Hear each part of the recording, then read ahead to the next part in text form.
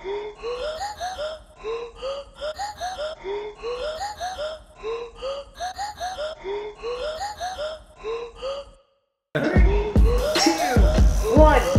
we go. What's up, IFK Maryland family? Chris Saul here, doing a podcast with my good friend Kacie Oliver. She's gonna go over a lot of things, how she became a coach, and then we're gonna go into some more serious matters and just about female soccer and just learn a little bit and take some, notes on how we can kind of learn some things and change the game a bit. So, Kacie, welcome to the podcast today. How are you doing? I'm great. Thanks for having me here. I'm really excited to have a little podcast. This is actually my first podcast. Podcast. Woo! Yeah. There we go. Welcome to the club. So, Kacie, how did you become a trainer? So, long story short, when I moved out here, I wanted to be a coach originally. Yeah. No one really knew me that much out here, so I had, emailed a bunch of clubs but didn't really hear much back. And then my roommate at the time, who I also played with in Houston, shout out to Laurie, she got a job at one of the local clubs and said, hey, they're looking for another female coach. You should apply. And I was like, cool.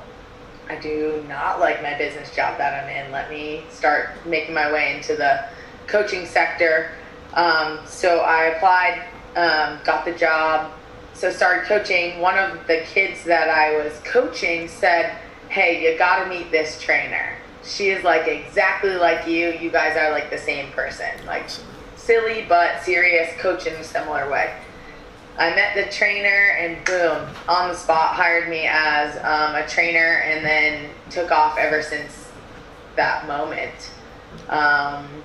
So it was really, really awesome, and all the connections and everything that I made, and just kind of built myself like that. And the trainer was accelerated through accelerated performance. So I've been growing under accelerated performance, and now am a full-time trainer versus coaching club soccer. So awesome.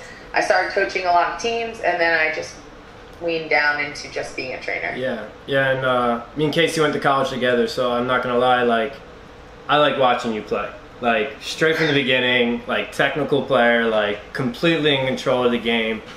And now it's really cool to see the player that you are, and probably definitely still are without a doubt. Like, you take exactly that, but now you're having an influence on athletes within their technical game, because I guess from your social media and everything, definitely that would be your focal point with your athletes, right? Yeah, absolutely. Was definitely a technical player, like you said. Ever since I was a kid, technical skills were like drilled into me. My dad was a coach, and probably the best coach I've ever had. Sorry, Dyer, you're probably one of them. You're up there. Shout out to Pops. Shout out to and Pops. No, but he just, as an athlete, when he was an athlete, he said the one thing that didn't take him to the next level was that he didn't have the skills. Yeah. He had the athleticism and everything, but no one taught him the skills. So ever since I was a little kid, it was skills. So that is definitely why I'm a technical player, and that's why I love teaching the technical side of the game and being able to break it down. And I think that's the reason why I can, is because my dad. Well, it's kind of cool. It's like the circle of life. Like your dad kind of pushed something on you, and now you're taking what you've learned and now you're pushing on other athletes. And I think that's I remember kind of a bit of the evolution of you as a coach, and you did start out with in the team training, and we talked about it in the rigors and how it can just become a bit exhaustion. But when you're a trainer and just having the ability to focus on an individual, you had an effect on me, because I started as a trainer and then became a coach, and I saw you as a trainer. I'm like, that's where I want to go. So what would you say, like, the difference between being a coach and a trainer? What would you say, like, are the differences that you've seen within both of them and the effects you can have? Totally. I love coaching. So I love the concept of coaching.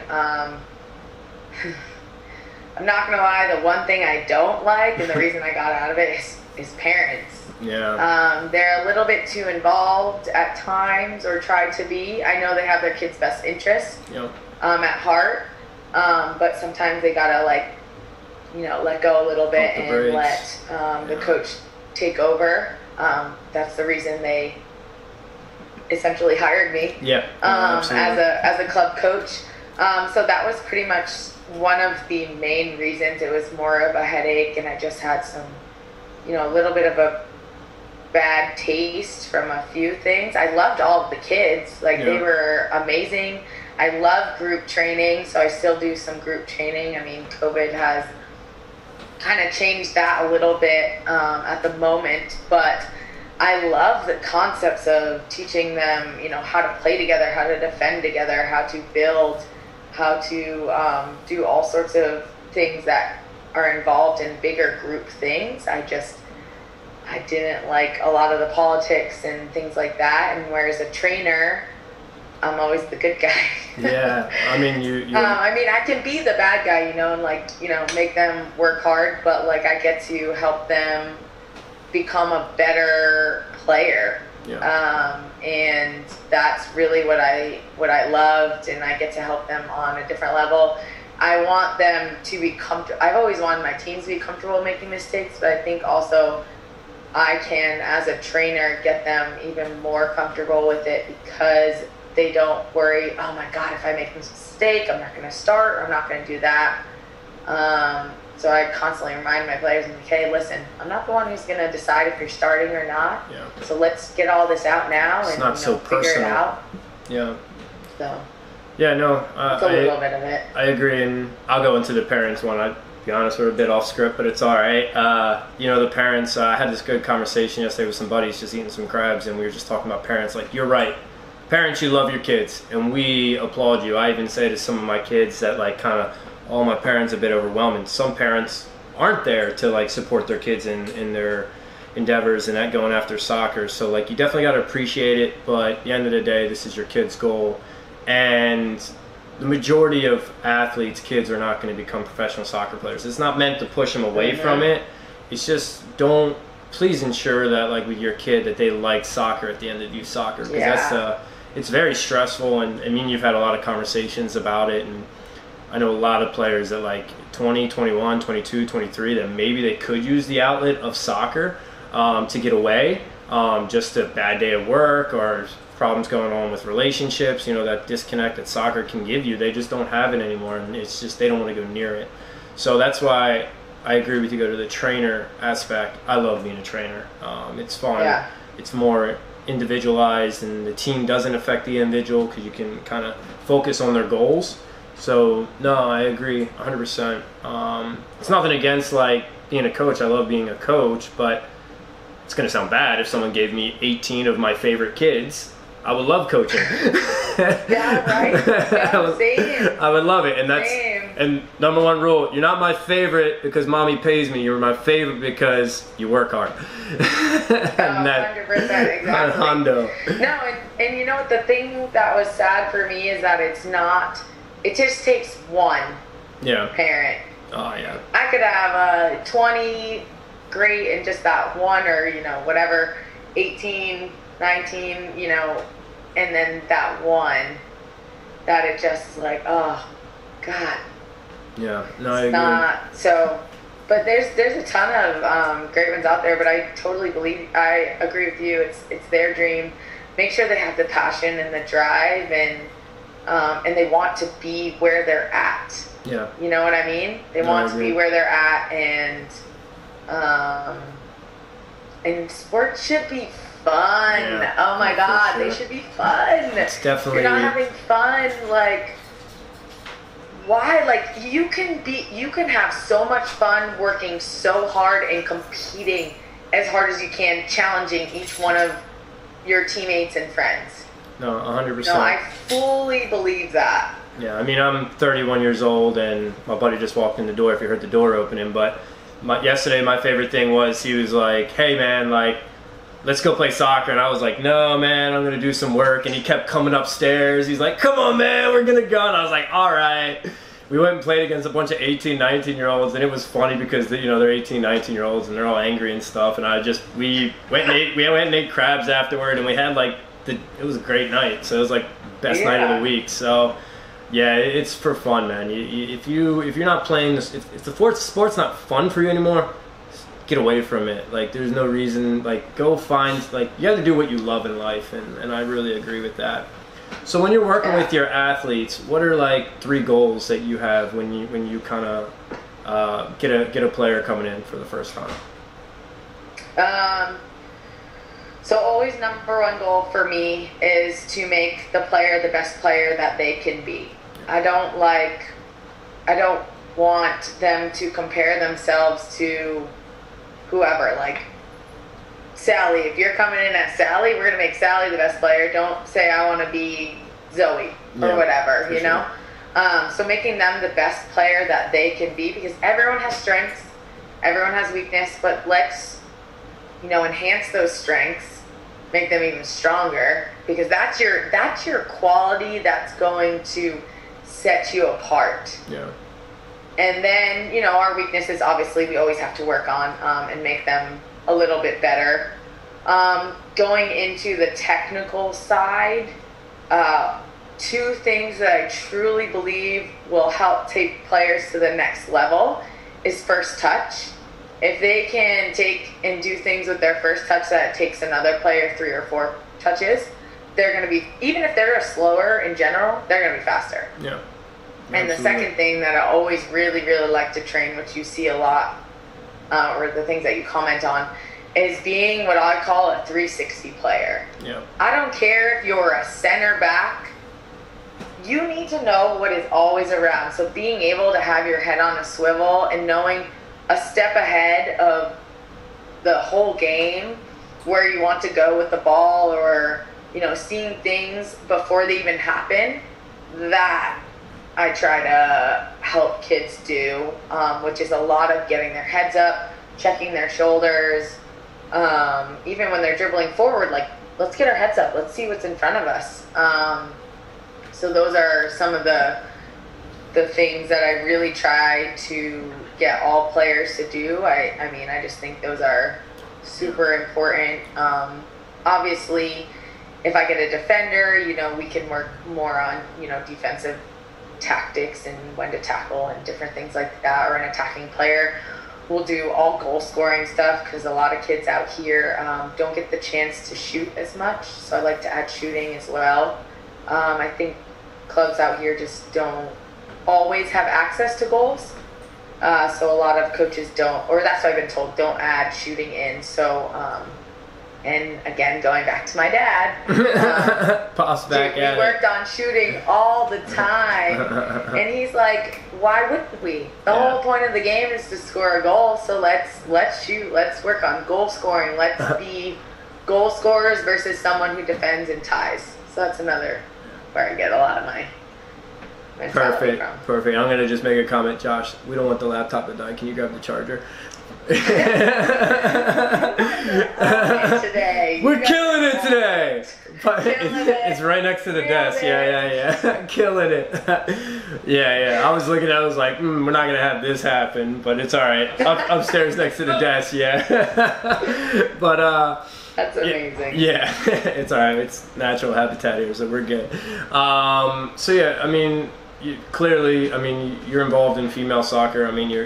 You're a female, right? And there's things that me as a male, I don't know what it's like to go through female soccer. So I told you I really wanted to make this segment about that and teaching kind of people, to understand more about the female perspective and how we can improve. So I'm here to listen as much as possible, and we can keep it, go wherever you want to go in this direction. On the first podcast, like, what are key issues within the female game that you're seeing? To keep it, I guess, shorter, but to, I think, bigger issues, I'll talk from the coaching side first, and then from the player side second. Yeah. From the coaching side, I think that coaches in general, you can't coach everyone the same, right? Of course. Everyone responds to things differently. Everyone needs certain things. And your job is to bring the best out in players. Yeah. And each individual player. Like, yeah, you want your team to do well, but I think if you have successful players, that it'll evolve into that, who trust each other and trust you and buy into what you're doing. Yeah. And I think that coaches are a lot more are men, and I'm not saying that all men are this way. Trust me, I've talked to some amazing male coaches who coach females extremely well, and they understand it. Hey, no judgment zone, right? Anyone, no judgment zone here. Right, no judgment. But if you ask a coach who's coached both, they'll tell you men and females are different, and you have to coach them in different ways, which I completely agree. Now, I haven't coached a full team, like for a whole year of boys or men, but I have, stepped in to cover a bunch of practices and games, and then I also train boys as well. And there's just a different mentality. So I think when coaches are going into coaching girls and boys, there has to be a little bit of a change there, and you can't coach them the same way. Yeah. You can push them just as hard, but with girls, there's a lot more on the mental side, the mental side of it, and things that you can do to get the best out of them. Yeah.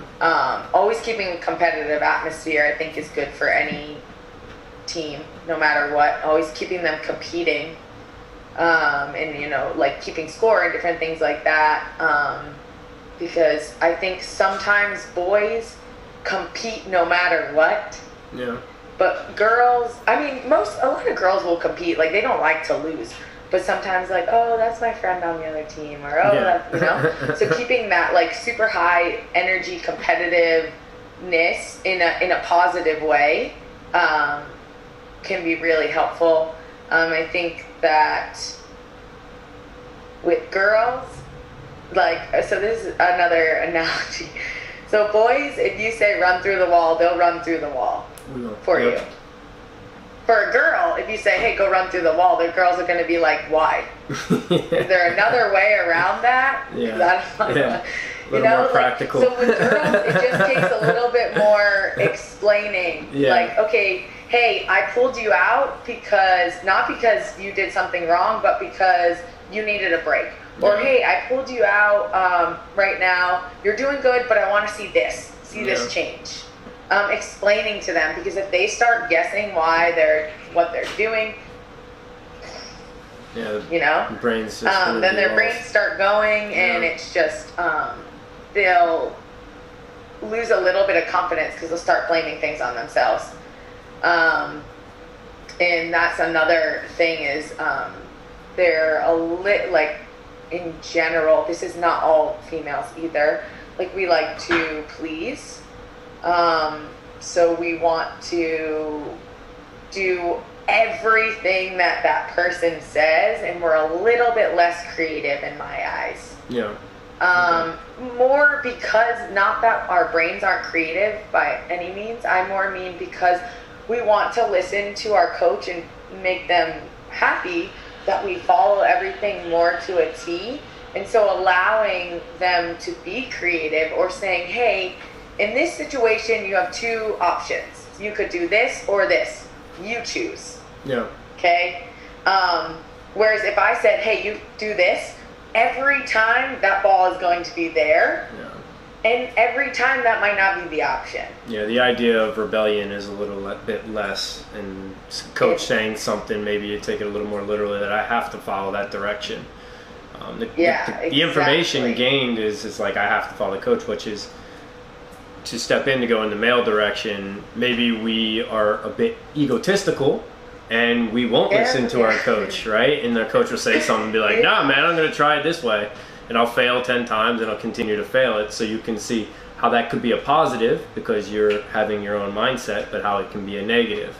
So that's a very interesting point. All of it can be, and it's not everyone, but just in general, this is more of what it is. And then I think one thing that I really think, this is probably going to be a weird thing, but that could help a little bit elevate the female game, which we're pretty good, you know. The U.S. national team's a little bit better than this, but I'm just kidding.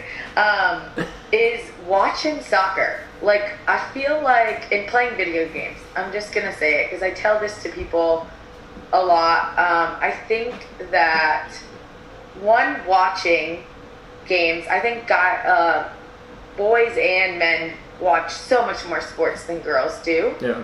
But I think if girls watched the game, they would see a few things. One, that everyone makes mistakes, because everyone makes them, and how they correct them. Yeah. And what they change after them.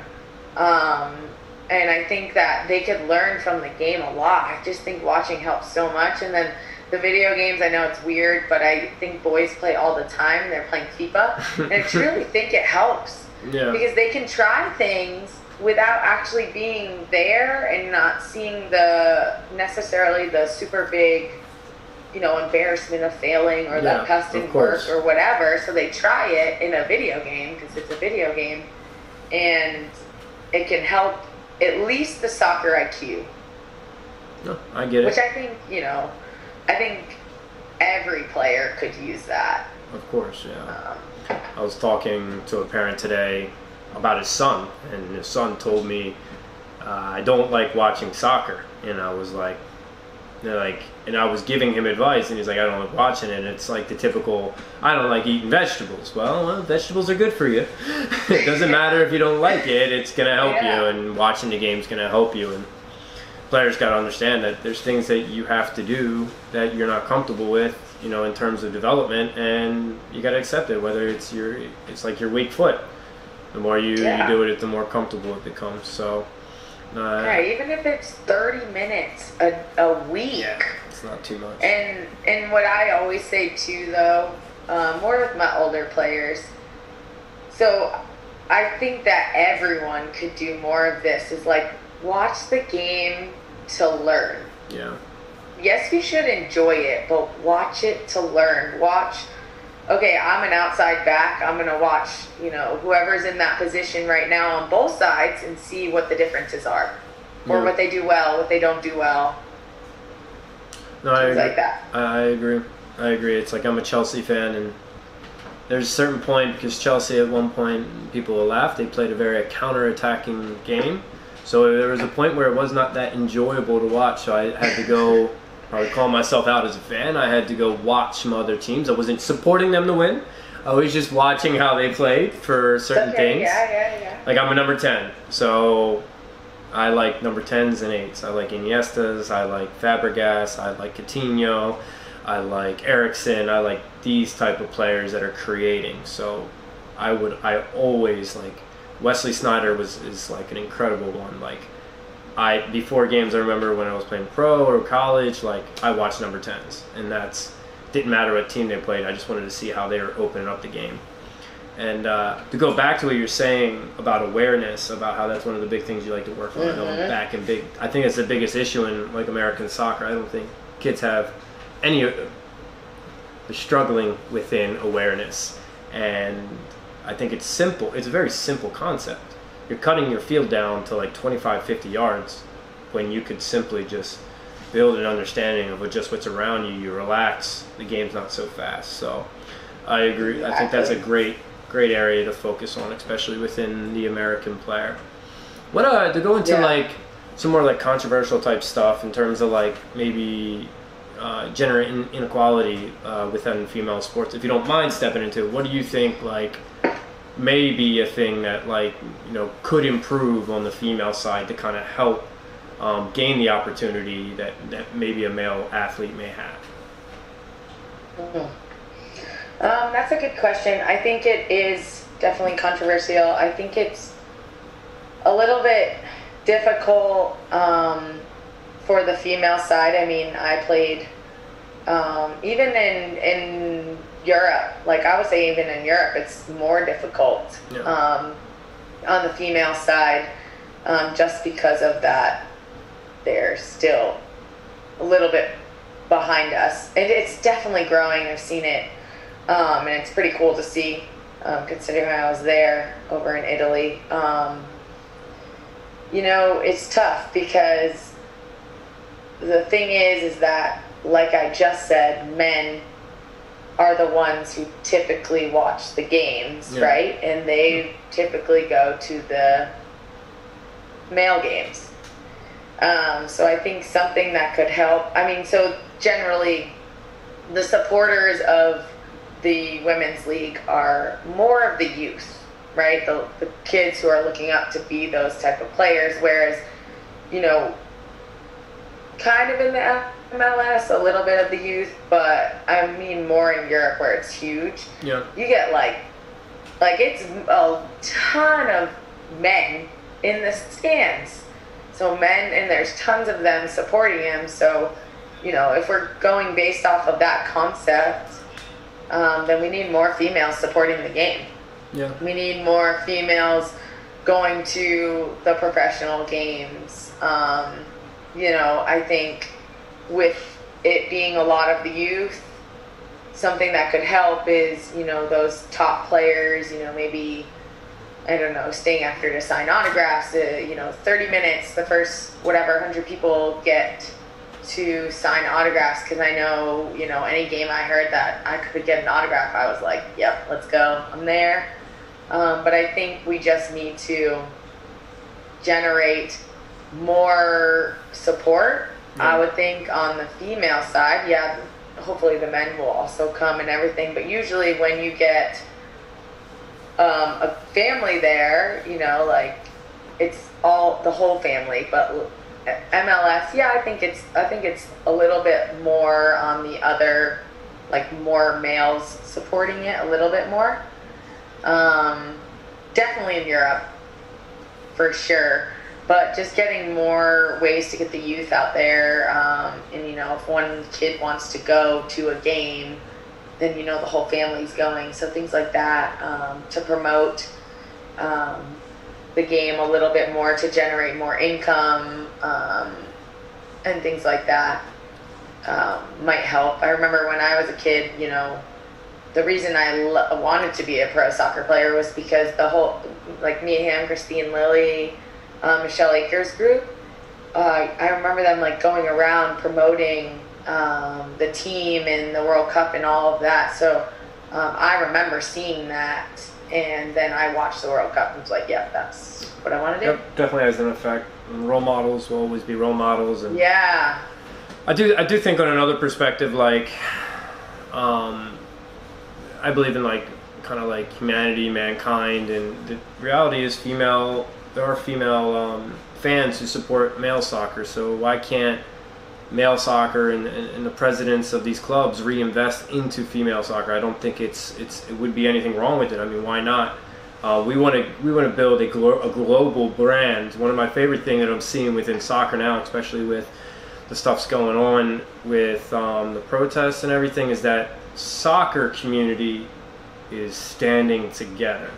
So I think same thing in within female sports. There's nothing wrong with us all standing together and saying, hey, football is football. It's a worldly sport, and it's not just for any one person. It's for everyone. And you are seeing there is some more investments, and I was seeing Real Madrid and I think Barcelona. They're adding their academies and stuff for the female side. Which they're catching up to the women's national team, by the way. No, but all of those. That's why they are. Yeah, we don't need to go into that. But that's what I'm talking about. Is the now over in Europe, the men's side is now helping fund the female side, Arsenal. Yeah. A bunch of Chelsea's female academy. They're dude. Yeah. I like watching them. PSG's female academy is awesome. So, and I think the pro league here should do it as well. I just don't think that there's a disconnect. With all the other there? sports we have too here, that the male side and the female side, soccer isn't as big here as it is in Europe. So I don't know. I don't know numbers. I've never done numbers, but I don't know that it generates as much as we might think. And I think we should connect. I think there's a disconnect. I think if you see Chelsea, I'm a Chelsea fan, and what I've seen them do with their women's program, they put such a they put a focus on the women's team. So, but it's not we don't see a DC United women's team, and I don't know the answers, to be honest. Someone may hear me and be like, "Oh, what are you saying?" But why are they separated? I mean, is there something clashing of the heads? I mean, what is going on there that wouldn't you make sense that, like, it's common sense for me, if Chelsea's women's team goes and win the Champions League like they have, I'm excited. That's a success for my club. Yeah. So if DC United's women's team goes and wins something, or LA Galaxy, and I don't know the whole system, so people don't judge me unless you can. But I don't understand why there's not a togetherness about it, and why it's kind of a competition, like women's soccer, good luck, and male soccer, good luck. And you see it even in youth sports. It's look, there's we have the academy league, but it was taken away. But then there's ECNL, and it's like, why isn't everything just like together? I don't know why it's a company. I know why it is. To me, it's about money. Yeah, and that's the problem with the American game. But yeah, I agree with you. I think it could, both sides could benefit. I think from having it combined, and I will say, so I think it's competition. I think like joining, each having a male and female, that would be super cool. I don't know if does basketball do that? No. AAU is AAU a conjoining body. I guess AAU is a conjoining body of male and female, right? Yeah, but meaning does basketball, like the WNBA, have all NBA? Yeah, I think so. Yeah, the Mystics and then the Wizards. I don't know why then soccer doesn't do it. I think it could help on both sides. Mikey, thanks for the shout out. coming from the couch, Mike Kozlowski. This is our caller, Mike Kozlowski. I'm just listening. I'm enjoying myself. No, I think even if they could help each other, like promote together, that would be cool. I mean, resources like and everything. All the clubs. I think you can see the air being taken out of us when we kind of start talking. And I don't care. I'll talk about U.S. soccer. It's just, to me, it's exhausting. I mean, it's what it is. I mean, I was on a soccer field yesterday and simply, wanted to talk to a coach to maybe helping say, hey, we can play some kids in college. And the guy's like, oh yeah, I need your help. And I'm like, dude, like, it's no big deal. Like, just trying to help, man. Maybe send some players, send some love, send them to college. Like, no big deal. And it's just like these and I know it's like this in Europe, but at least there's a sense of like, help your elite, help your top players. So many top players in the States that will never be known, just because of egos and stuff. So yeah, it is quite exhausting. So I mean, you were talking about it. Yeah. I mean, it is definitely a little bit of egos there, like not wanting to like give up their players or whatever, even if they've grown out of the team in a sense. Like, I had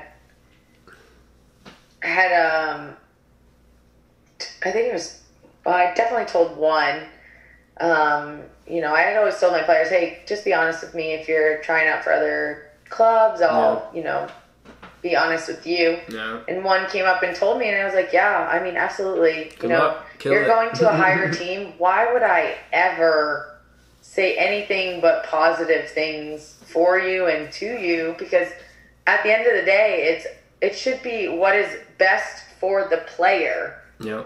Like, in my opinion, yes, every club wants to succeed. Every coach wants to succeed. But aren't we in this to make the best player? It's not like, oh, my team won this, my team won that, I did this, that, and the other. My club is this. It should be like, hey, I brought this kid from, maybe the C team to the A team, or this kid, they now are off doing this, or it should be about them. It shouldn't be about anything else. It's like a newsflash, like youth soccer, it will be gone, it will be past, and what happens after that? I played at Longwood, I played in Syracuse. Longwood and Syracuse, I played with guys that I hated playing club ball against. But guess what? We became teammates, because at the end of the day, our end goal is not to win like national champions in youth soccer. It's to go to college or take the next step. And these coaches they think that like, oh, if I win, then that's everything. And another news flash, American soccer, we're really behind. So stop competing against each other because we're just killing each other. That's it. Like, what are we bragging about? Like, a kid telling me, he's like, I want a state championship. I'm like, cool. Go tell that to someone at Chelsea. They don't care. Right? News flash, like, state championship. Well, that's like, right. And that's my other thing is like, don't go to a team that just has all the name. Like, choose a coach. Yeah, choose a coach who will develop you, who has your best interest, for sure, who will take you to the next level. For sure. No, That's my tip for all you athletes out there. Choose a coach. Choose a coach. Choose a coach who's going to, like, I'm going to toot your horn. Because you told me a story and I just think it's awesome. Who is going to be someone to, you know, if you're not as good at your left foot, or you played some player who wasn't as good and you said, yeah, we might lose, but you know what? He deserves time and we're not going to get better unless he plays. Yep. And you did lose in the end, but after that you became a stronger team and you became better, and that's what it's about, is making for sure everyone better. Yeah, there's a lot of teams that I've seen in the Maryland area where their top 3 players, they just, for 6 years, the top 3 players just carry the team, and then those players drop out of college one day. I mean, it happens consistently. It's crazy because they were never held to standards. They got by on their athletic ability. And then the players who were a part of those teams were punished and then didn't develop because they weren't given a chance. And then the top 3 players didn't develop in certain aspects. So people can look at an entirety of working with a team and say like, oh, what did you accomplish with those 18 young men? Like, oh yeah, well, the top 3 dropped out of college and the other ones aren't playing soccer anymore. Like, good job. You know what I mean? It's like, Jesus, it's crazy. Win should be, I mean, everyone likes to win, don't get me wrong. Like, we love to win. We don't like to lose, but a win should also be counted as the development.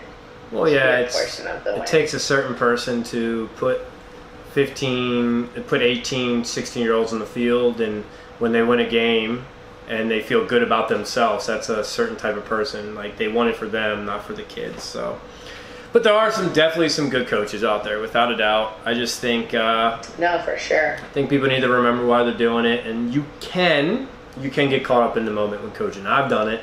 You can get caught up and like be in the moment, and you kind of realize, you're like, oh crap, I messed up there. Just realize that you got caught up in the moment, and, you know, make it about the kids. So, no, I agree. Makes mistakes. So is Messi leaving Chelsea? I mean, leaving Barcelona and coming to Chelsea? Oh God, I hope not. You sure? No. I don't know. He's not signing that extension. No. He better. We'll see. Well, Kacie, this has been awesome. I thank you so much for joining us, and we're going to do a lot more with Kacie. We're going to go way more into female soccer and different things like college soccer, youth soccer, just overall academics and all that. So we'll hit a lot of different points. So this is just a start. So I know you're in California, so thanks for joining us. Yes, your warm weather all the time. Kacie will call me sometimes, and she's like, I'm like, what's wrong? She's like, oh, no, nothing. We had to train on the beach today, and the weather was beautiful. And I'm like, yeah, it's 25 degrees in Baltimore. But thank you so much. And we'll be bringing this out to you guys soon. Everyone have a great day. Peace out. Thanks for having me. It was super fun.